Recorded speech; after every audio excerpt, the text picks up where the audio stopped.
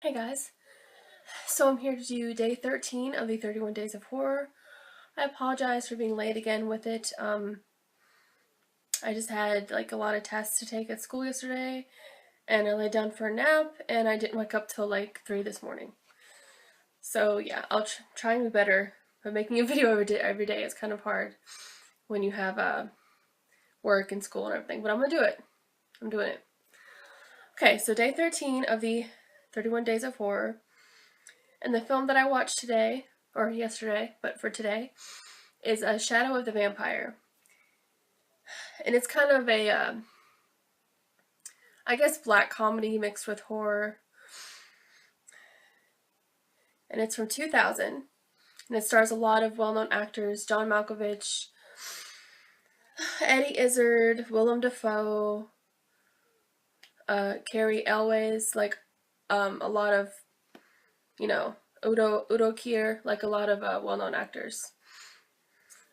And it's a fictionalized account of how the 1922 silent film Nosferatu was made.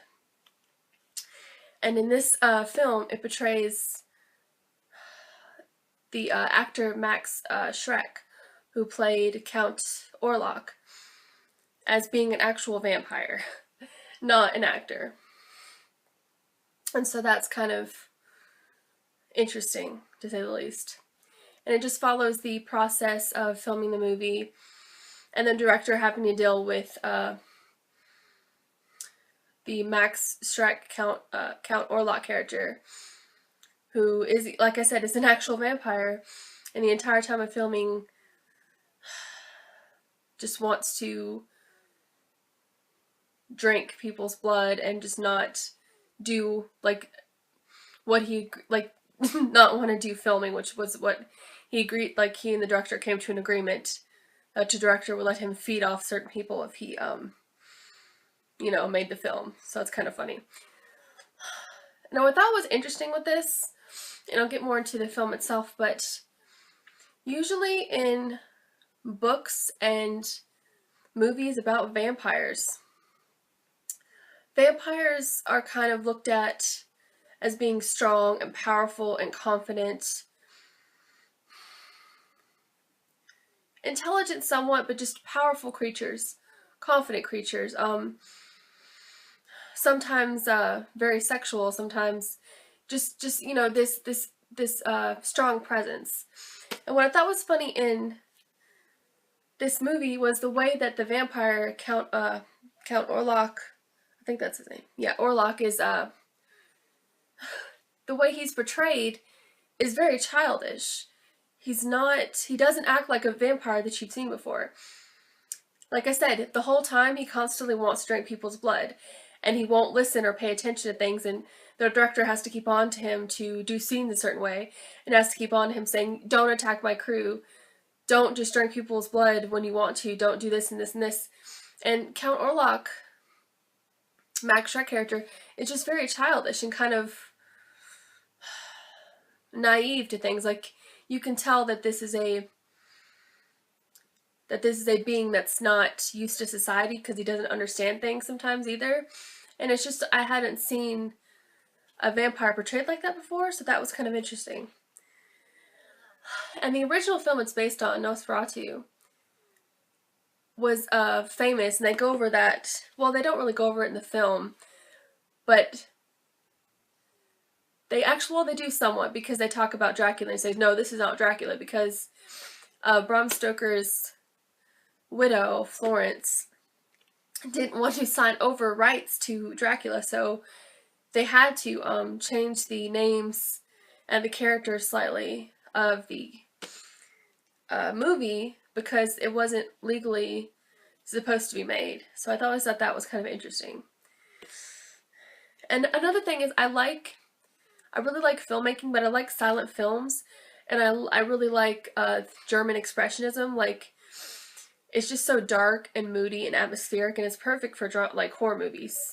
It's very dramatic, and I liked how they showed filming a silent film, and just it was just really different from filmmaking now.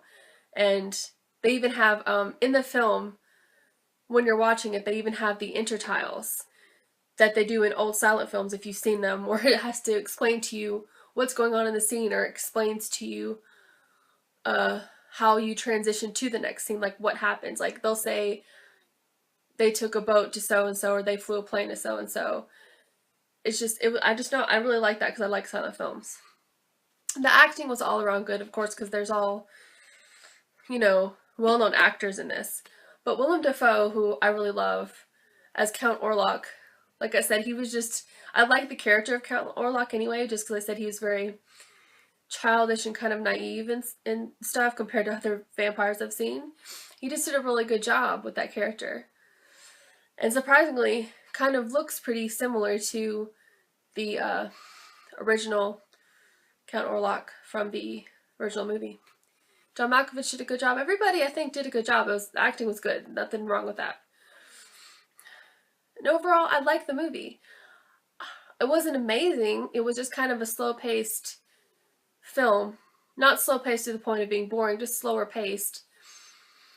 And I guess it is a horror film because of certain things that happen, but it's not an outright gory, continuous action type of horror film. It did have some horror elements in it, but it's, like I said, it's a black comedy too, and I think most of the humor comes from Count Orlok himself and his interactions with the people and the different things behind the scenes.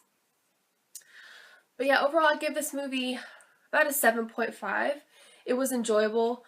Like I said, I like the original film. I like the silent films. I like seeing how the film was made, and it was just an interesting take on Nosferatu, I guess, and on the vampire legends.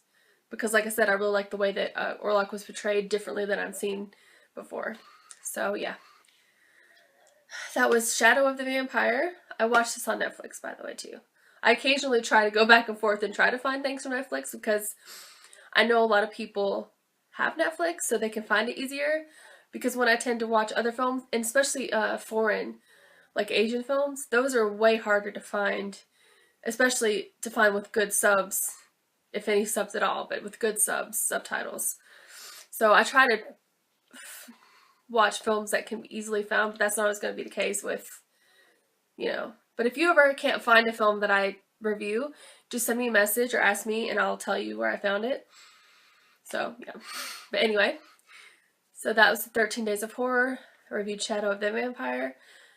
And as always, thanks so much for watching.